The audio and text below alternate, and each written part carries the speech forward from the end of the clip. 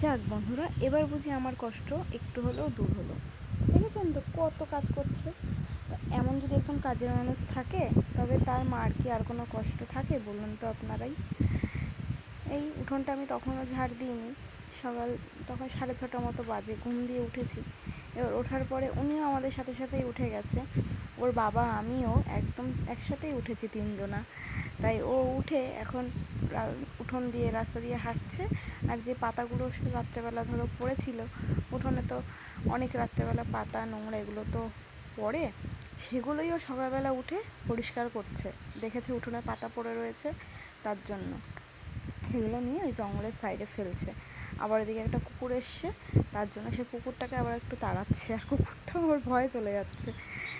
ভালোই লাগে বলুন এগুলো দেখতে, ছোটোবেলায় কত কিছু করবে। যাই হোক বন্ধুরা, আজকের মতন এইটুকুই। আপনারা সবাই ভালো থাকবেন। টাটা।